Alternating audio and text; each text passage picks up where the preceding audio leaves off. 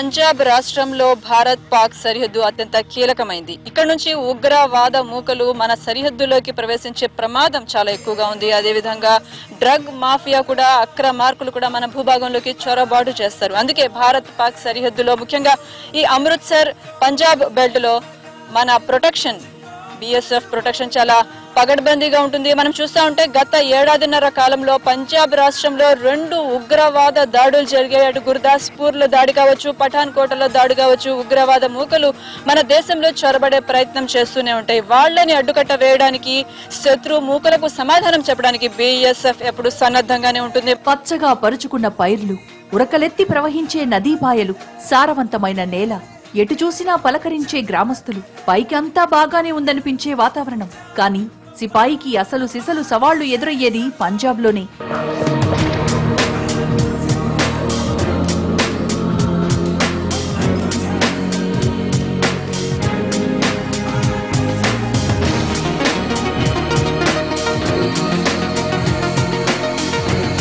పైర్ల మాటున మత్తు పదార్థాలు చేరిపోతుంటాయి. ప్రవహించే నీటి చాటున ఏ ఉగ్రవాదో సరిహద్దు దాటేస్తాడు. రెప్పపాటులో ముష్కర మూకల దాడిలో జవాన్ల ప్రాణాలు గాల్లో కలిసిపోతాయి. ఇది పంజాబ్ రాష్ట్రంలో పాక్ సరిహద్దుల్లోని పరిస్థితి. See, post surgical strikes, there definitely we have increased our vigil on the border. We have increased our manpower on the border. We have given more force multiplier equipments to our troops. And I can say, if you put it that the word high alert, we are on high alert since post-surgical strikes.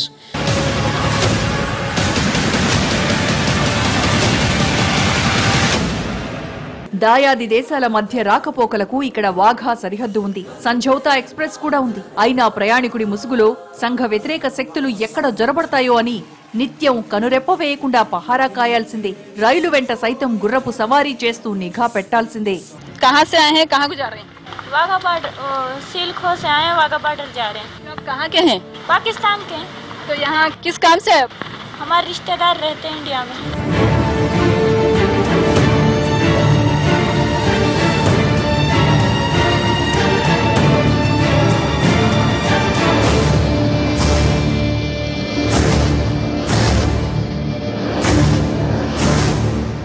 Wagah బోర్డర్లో నిత్యం జరిగే retreat వేడుకల్లో జవాన్లు చేసే విన్యాసాలతో రోమాలు డిక్కబొడుచుకుంటాయి. గుండెల నిండా దేశభక్తి పొంగుతుంది.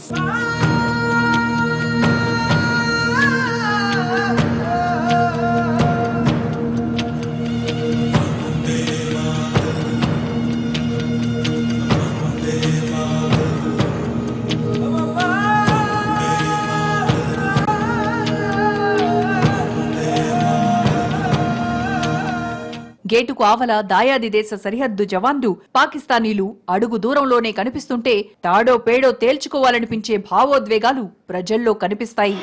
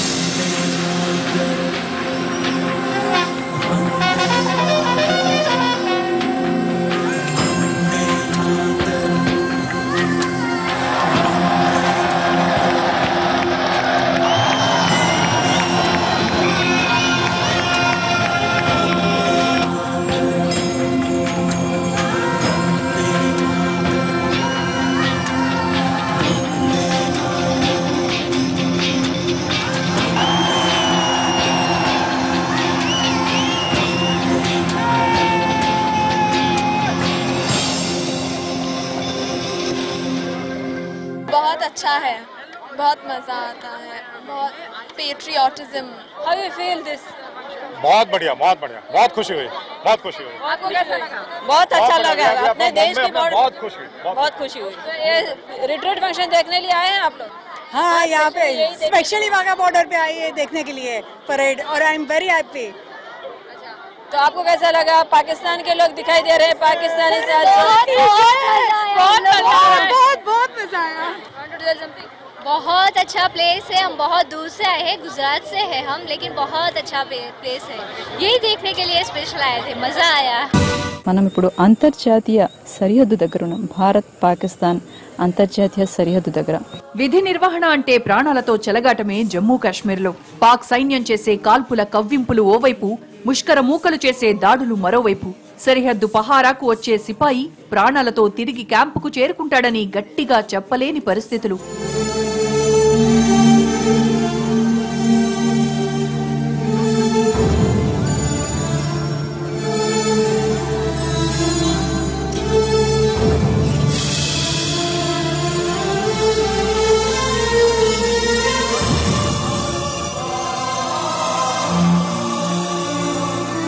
అశాంతి, అల్లర్లు ఇక్కడ నిత్య వ్యవహారం. నెత్తి మీద ఇనుప టోపీ, బుల్లెట్ ప్రూఫ్ జాకెట్ తో పగలైనా రాత్రైనా యుద్ధ క్షేత్రంలోని సైనికుడు కావాల్సిందే. 200 కిలోమీటర్లకు పైగా సరిహద్దును ఈ రాష్ట్రం పాక్ తో పంచుకుంటోంది. డ్యూటీ कैसे चल रहा है? ड्यूटी अब हमारे सख्त हो रखी है, क्योंकि 2 दिन से पाकिस्तान की हरकत ज्यादा हो रखी है. हम उसके ऊपर ज्यादा नजर रखे हैं, और कोई भी हरकत करने के लिए हम उसके मुंह तोड़ जवाब देने के तैयार बैठे हैं.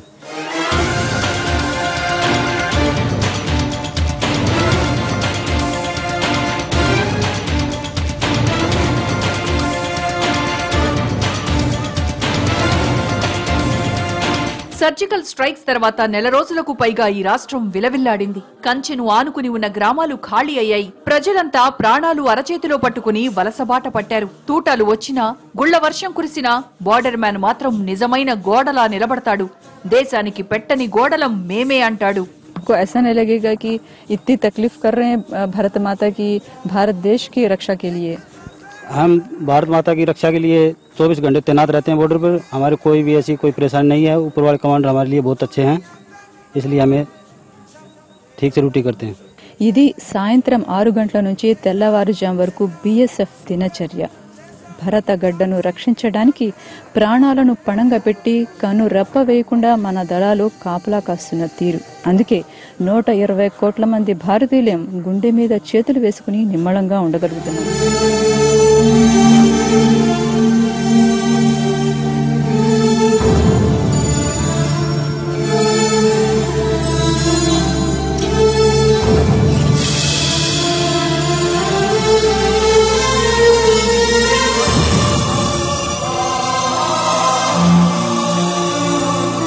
తూర్పున బంగ్లాదేశ్తో మన సరిహద్దు వ్యూహాత్మకంగా అత్యంత కీలకమైంది. అంతేకాదు అంతర్జాతీయ సరిహద్దుల్లో ప్రపంచంలోనే 5వ అతిపెద్ద సరిహద్దు భారత్ బంగ్లాదేశ్ సరిహద్దు. దీనిలో వెస్ట్ బెంగాల్ తర్వాత 856 కిలోమీటర్ల సరిహద్దు రేఖ త్రిపురలోనే ఉంది. వేర్పాటువాదం, అక్రమ చొరబాట్లు, స్మగ్లింగ్ వంటి కొత్త సమస్యలు పలకరిస్తాయి తూర్పు సరిహద్దుల్లో. బంగ్లా ఒక దేశంగా ఆవిర్భవించక ముందు దాదాపు 24 ఏళ్ల పాటు తూర్పు పాకిస్తాన్ గా చలామణి అయింది.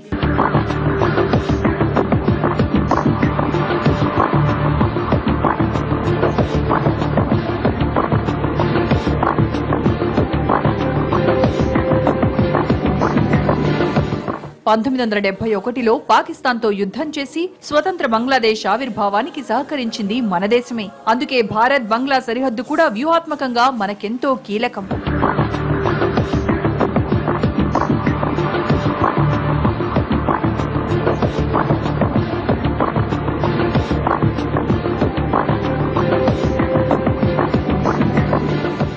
మొత్తం 5 ఈశాన్య రాష్ట్రాలు బంగ్లాదేశ్తో సరిహద్దుని పంచుకుంటున్నాయి. పశ్చిమ బెంగాల్, అసోం, మేఘాలయ, త్రిపుర, మిజోరాం రాష్ట్రాల్లో మనకు 4096 కిలోమీటర్ల పొడవున బంగ్లాదేశ్తో అంతర్జాతీయ సరిహద్దు ఉంది.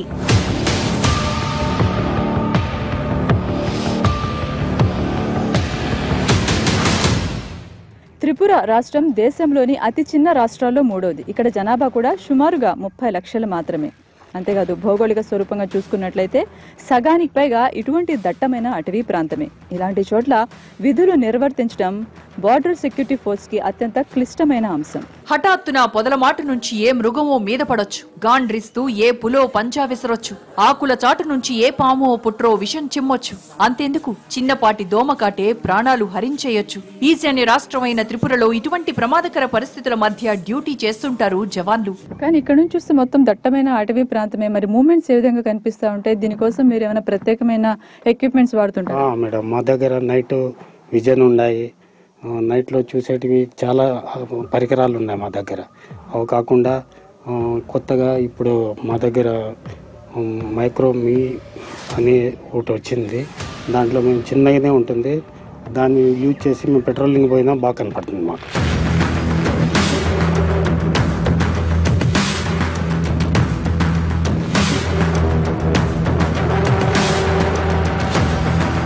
సుమారు 200 కిలోమీటర్లకు పైగా దట్టమైన అడవి, కొండల గుండానే బంగ్లా సరిహద్దు వెళ్తుంది. అడవి ప్రాంతంలో కంచె ఏర్పాటు సాధ్యమయ్యే విషయం కాదు.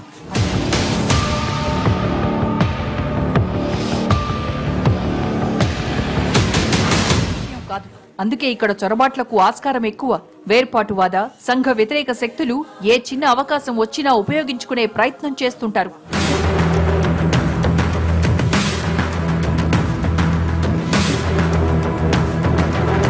వీటికి తోడు ప్రపంచంలోనే అత్యధిక సెరిబ్రల్ మలేరియా ప్రభావిత ప్రాంతాల్లో ఇది ఒకటి. जी बताइए, यहाँ पर मलेरिया का जो सेरेब्रल मलेरिया का जो इश्यू होता है, इससे क्या आपको क्या दिक्कतें होते हैं?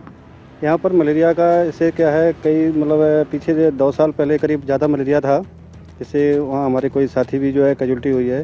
लेकिन 1 साल से जो है ऐसा कुछ नहीं हुआ है. अभी छोटा मोटा अगर किसी को बुखार होता है, छोटी मोटी अगर बीमारी, तो क्या है हमारे को उसी समय इमीडिएट जो है हॉस्पिटल में दवाई वगैरह का इंतजाम किया जाता है लेकिन अभी हमारा ऐसा कुछ 1 साल से कुछ ऐसा नहीं हो रहा है अभी।